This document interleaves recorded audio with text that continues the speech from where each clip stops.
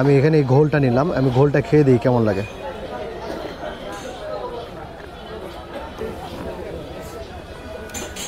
অসাধারণ, কিন্তু সেই তুলনায় মিষ্টি কম, কিন্তু স্বাদটা হচ্ছে অসাধারণ। কথায় আছে দুধের স্বাদ ঘোলে মিটানো। দুধের স্বাদ ঘোলে না মিটলেও দুধের সব পুষ্টিগুণ কিন্তু ঘোলে পরিপূর্ণভাবে পাওয়া যায়, তাও আবার বাড়তি মিল্ক ফ্যাট বা ননি বাদ দিয়ে। ঘোল বলি আর মাঠা বলি, ইংরেজিতে বাটার মিল্ক, যুগ যুগ ধরেই এই উপকারী আর সুস্বাদু পানীয় সারা বিশ্বের মানুষই পান করে আসছে আগ্রহ ভরে। আর গ্রীষ্মের দাবদাহে যখন তৃষ্ণায় ছাতি ফাটে, লেবু চিপে এক গ্লাস ঘোল পান করতে গিয়ে কারোই আর দুধের স্বাদের আফসোস থাকে না, এ কথা হলফ করে বলা যায়। সিরাজগঞ্জের উল্লাপাড়ায় শত বছর থেকে তৈরি হচ্ছে এই সুস্বাদু পানীয়, যাকে বলা হয় শলপের ঘোল। শলপের ঘোল শুধু চলনবিল ও যমুনা নদী বেষ্টিত এই জনপদের নয়, দূর দূরান্তে ছড়িয়ে আছে শলপের ঘোলের সুনাম। স্থানীয় লোকজন বলেন এই ঘোল তৈরির পেছনে আছে 100 বছরের ঐতিহ্য। উল্লাপাড়ার শলপ এলাকায় তৈরি হয় এই ঘোল, সংগ্রহ করে বিক্রি হচ্ছে জেলা জুড়ে, এমনকি পুরো দেশ জুড়ে। শলপের এই ঘোলের সুনাম শুধু দেশব্যাপী নয়, ছড়িয়ে পড়েছে এশিয়ার বেশ কয়টি দেশেও। শলপ রেল স্টেশন বাজারে গেলেই রেল স্টেশনের পাশে দেখা যায় বেশ কয়টি ঘোলের দোকান। মূলত এই ঘোলই শলপকে ব্র্যান্ডিং করেছে। বন্ধুরা চলুন আজকে দেখাবো এই ঘোল তৈরির সম্পূর্ণ প্রক্রিয়া।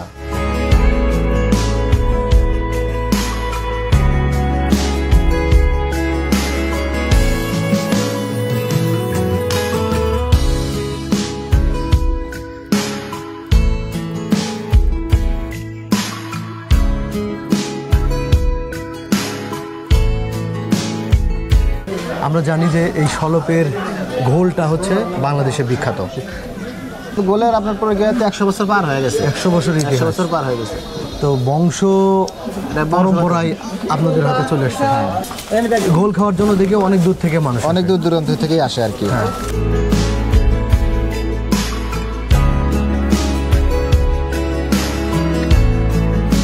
আমরা জানি যে সিরাজগঞ্জে প্রচুর পরিমাণে দুগ্ধজাত গাভীর খামার রয়েছে। এছাড়াও প্রতিটি ঘরে ঘরে 1 থেকে 3টি গাভী রয়েছে যেগুলো দুধ দিতে সক্ষম। সিরাজগঞ্জের ঘোল বা ঘি ফ্যাক্টরিগুলো এইসব খামার থেকে দুধ সংগ্রহ করে এবং প্রতিটি কৃষকের ঘরে ঘরে যে দুগ্ধজাত গাভীগুলো রয়েছে সেখান থেকে দুধ দুয়ে বিক্রি করে স্থানীয় শলপ রেল স্টেশন বাজারে। এই ব্যবসায়ীগুলো প্রত্যেকটা বাড়ি থেকে আসা দুধগুলো সংগ্রহ করে একসাথে বিক্রি করে দেয় এই শলপ ঘোল ফ্যাক্টরিতে।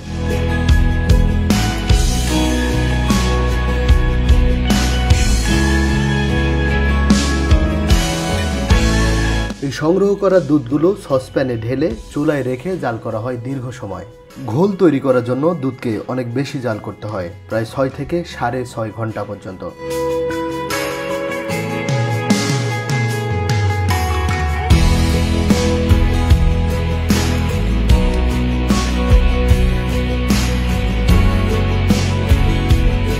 ছয় থেকে 6.5 ঘন্টা জাল দেওয়ার পরে দুধের ভিতরে খাবার সোডা যোগ করা হয়। এই খাবার সোডা যোগ করার সাথে সাথে দুধের কালারটি দইয়ের মতো লালচে হয়ে যায়। এই দুধগুলোতে ছোট ছোট পাতিলে রেখে ঠান্ডা করা হয়। দুধগুলো ঠান্ডা হয়ে যাওয়ার পরে দুধের উপরে এক ধরনের মাথা তৈরি হয়, যাকে মাখন বলা হয়। সেখান থেকে এই মাখনগুলো কেটে কেটে রাখা হয় ঘি বানানোর জন্য। এই মাখনবিহীন যে দুধগুলো আছে এখানে কিছুক্ষণ পানি দিয়ে ভিজিয়ে রাখা হয়।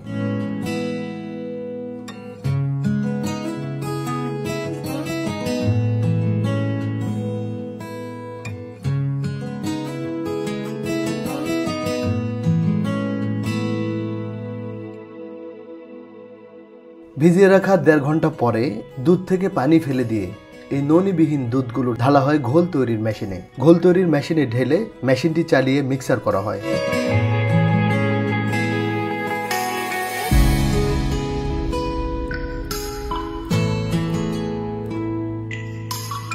এখন এই মেশিনটির ঢাকনা লাগিয়ে দেওয়া হবে। এখানে সুইচ দেওয়া হয়েছে। এখন যে দুধগুলো আছে সেগুলো ভিতরে একদম ঘুরে ঘুরে মিক্সার হয়ে যাচ্ছে। এটা তুলে তো দেখি দাও।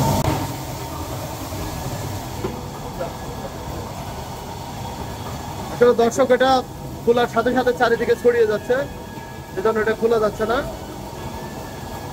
তাছাড়া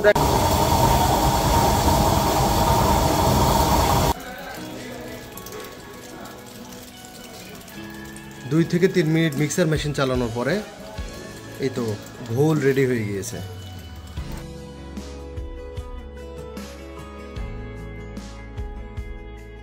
এরপরে চিনির শিরা বা অন্যান্য উপাদান যেগুলো এই ঘোলকে স্বাদযুক্ত করবে সেগুলো একটা বালতিতে গুলিয়ে নেওয়া হয়, তারপর ঢালা হয় এই মিক্সার মেশিনে।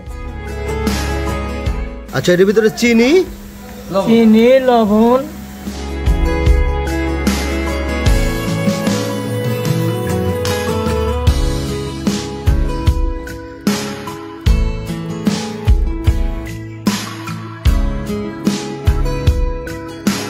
মাথা, চিনি আর লবণ সেটা আস্তে আস্তে ঢালা হচ্ছে। এটা ঢালা হচ্ছে যেন ঘোলের স্বাদ আসে মিষ্টি এবং লবণের, সেটাই।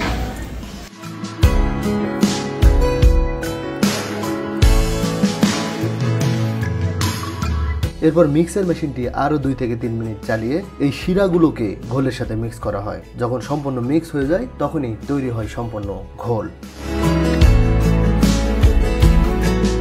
মিক্সার মেশিনের ট্যাপ ছেড়ে এই বালতিতে করে ঢেলে নিয়ে যাওয়া হয় দোকানের সামনে রাখা পাত্রে, সেখান থেকে পরিবেশন করা হয় ঘোল।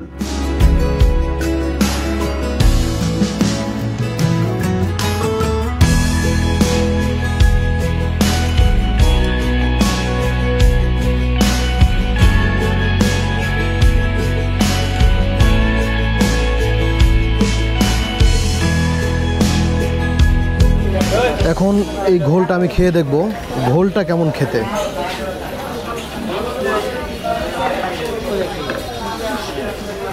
এটা আমার জন্য,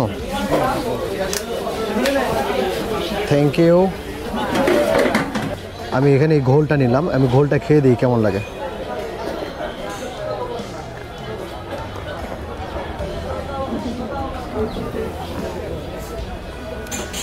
অসাধারণ, কিন্তু সেই তুলনায় মিষ্টি কম, কিন্তু স্বাদটা হচ্ছে অসাধারণ।